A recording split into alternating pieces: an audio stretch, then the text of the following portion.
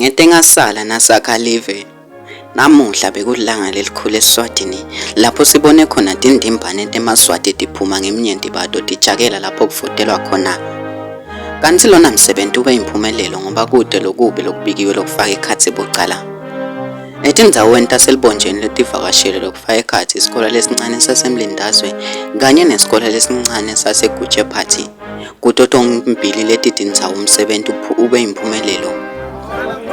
Kanti nasesibuye eMlindazwe emaswati lebekafotela kulesi siteshi bekamancane kakhulu kanti kusengatiwa ukuthi ngabe kube yini imbangela yaloko.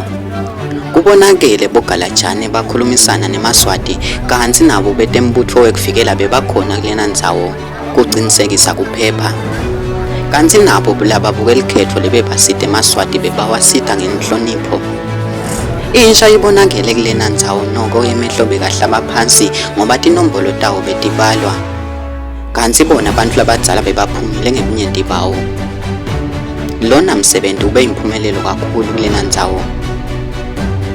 Sibe sesiyachubeka sesiye esikolweni lesincane saseGujephati lapho bekuvotelwa khona.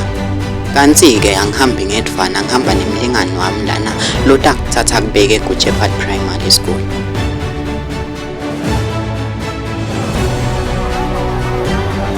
Lo sanivusela manje ngimaqhawe Mthembu useGujephati esikolweni.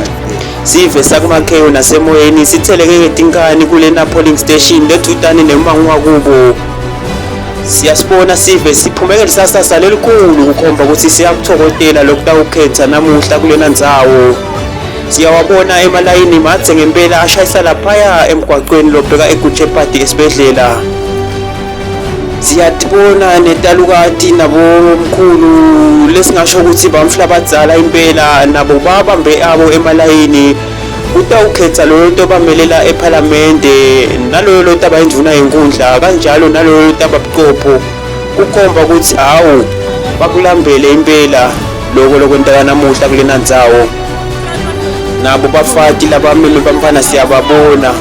Kanti nabo somabhizinisi labancane abakadibeki phansi ngekuthi bathengisa imikhiqido yabo kulena ndzawo. Siyathemba umsebenzi utawuhamba kahle impela. Sibonge kakhulu kumlingani wami kanti umbiko nohlanganiselwe nasenwatfulela ngumbhani Cwabe abambisene naye Maqhawe Mthembu labachamuka kuyo iRabbit Media esiteki.